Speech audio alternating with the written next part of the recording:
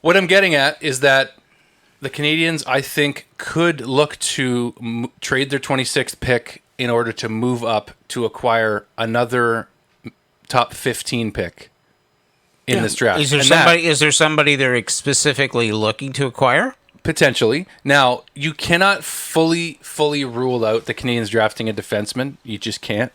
They did take Sam Dickinson out to dinner last week at the Combine. It's just a dinner. It doesn't mean a lot of people out to dinner. They generally don't take people out to dinner at Combines. Well, they took out Cole Caulfield and then they drafted him. That was 3 years ago. That was 5 years ago, yes. But the point being is that they took Sam Dickinson, they took Cayden Lindstrom, they took Iginla. Exactly. Out to dinner. Lindstrom and Gigla. And they took Cole Eiserman out to dinner. I don't know if you heard that or not. That I didn't hear. So Cole Eiserman was touted to be almost as close to Macklin Celebrini in talent level at the beginning of last season. And what happened? He dropped quite a bit in the rankings. Was he injured? He was not in. Well, I don't think he was as injured as Cayden Lindstrom was. Okay. But his defensive lack of ability at the time, or his defensive, whatever you want to call it, prowess was scrutinized quite a bit. And then, so his coach pulled him aside and said, listen, do you want to be drafted higher and try to score as many goals as possible to improve your ranking, or do you want to become a better overall hockey player like Cole Caulfield did under Marty St. Louis this season? He said the latter. So he listened. And there was an article that came out talking about how Cole Eiserman worked on that side of his game. So the Canadiens taking him out to dinner, they already knew the player profile. They wanted to get to know the person. He's committed to Boston University next season, the same team that Lane Hutson and Luke Tuck just came from, and Macklin Celebrini just came from. It's a very well-trusted coaching staff that is helping develop Canadiens prospects that he's committing to going to next year regardless of whoever drafts him. And he's the best pure goal scorer in this draft available. What do the Canadiens need more than anything else? Goal scoring. Am I suggesting they're going to draft him? Certainly not at 5th overall. I don't expect that at all, especially with potentially now Demidov being available at 5, which is becoming more of a hot topic now. But when it comes to that dinner with Cole Eiserman and why they invited him out, he felt like the reason that they did that was to assess his character, maybe ask him, do you agree with the criticism that you're getting about your game and why you've dropped in the rankings? They want to maybe find that out. And also to see if the Canadiens are going to make a play to trade that 26th pick for a package with defensemen, maybe another draft pick or two, maybe another player to move up in the draft. If Cole Eiserman's still available in the top 15, you could have yourselves Demidov or Lindstrom or Iginla and Eiserman. So if you could get one of the three and Eiserman, that would be most excellent. That would be addressing the forward need immediately. That would be most excellent. With full team control for many, many years. And obviously... Or maybe it's Berkly Catton. Maybe it's Beckett Senneke. I'm just saying... Yeah. Whoever it is, I don't care if it's... I'm not saying I don't care. If they feel Eiserman's the best fit and he can really mold into the player that he was at the beginning of the season and all of a sudden dropped like crazy... Well, they're looking for... You can't teach goal scoring. Can I just finish my point there? Okay. Sorry. You can't teach goal scoring, but you can teach a player how to play better defensively. Well, and you also can teach a player work ethic. Yes. You can help them with their work ethic. And that's what it sounds like that slipped with Eiserman is his work ethic. And they've already started the process of correcting that.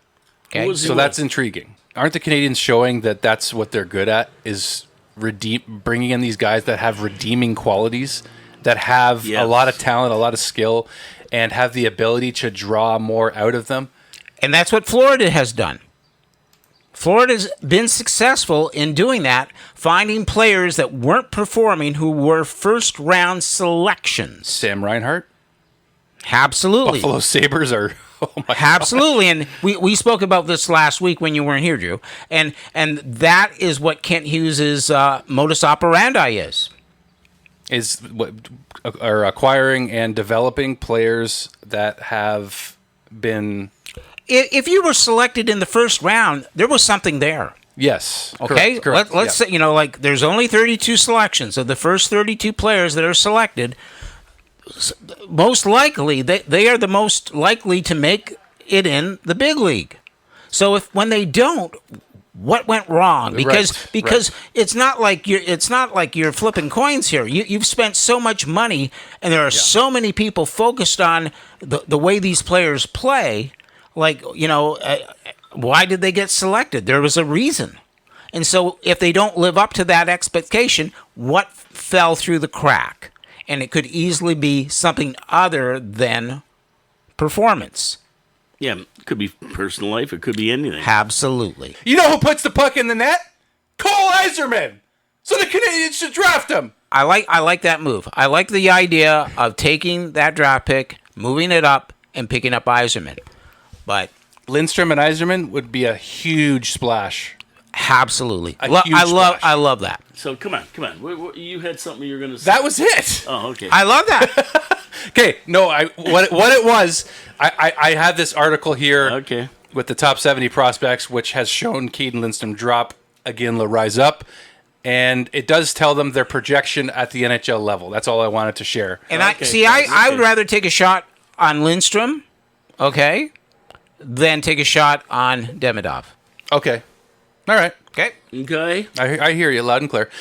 So the NHL projection, go ahead. No, you finish up. Go ahead. The projection for Demidov, we'll start with him, is a top line scoring forward. NHL projection. So first line scoring forward. Okay.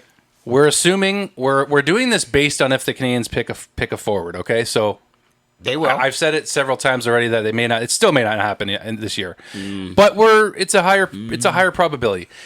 I think so. The NHL projection at number 5 in this list for Tij Iginla is a first line forward. Perfect. Doesn't say specifics and what he'll bring, but it says first line forward. Okay. Perfect. And we go to Berkly Catton at number 8 on this list, who's risen on this list, according to Jason Bacala, is a second line forward. Okay. Cayden Lindstrom, we'll just keep going. Cayden Lindstrom at number 9 on this list.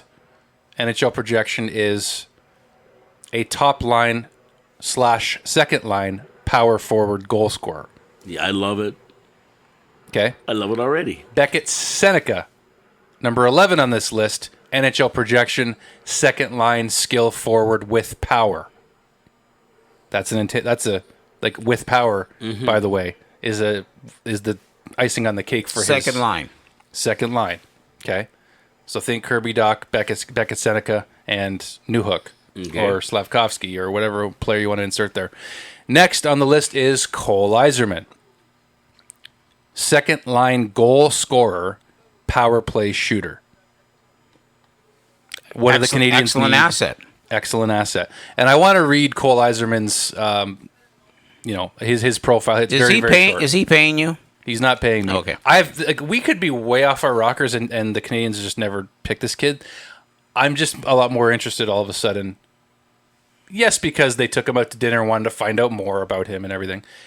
But it's this idea that we project players' long-term NHL production too soon, for one.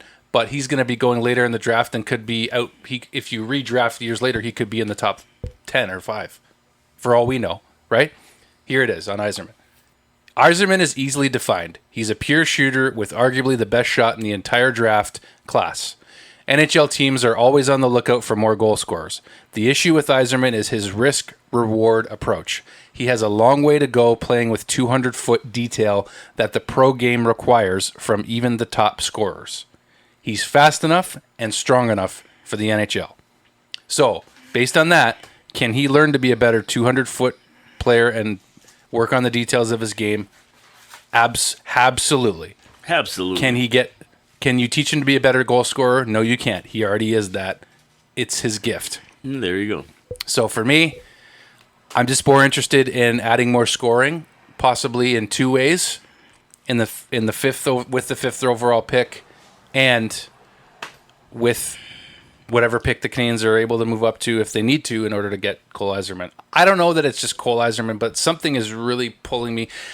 It's probably the media narrative. It's probably me playing into everything that's being put out there, the fact that they took him to dinner and all this stuff. But that goal scoring thing that we just keep coming back to over and over about what the Canadiens need and the power play specifically.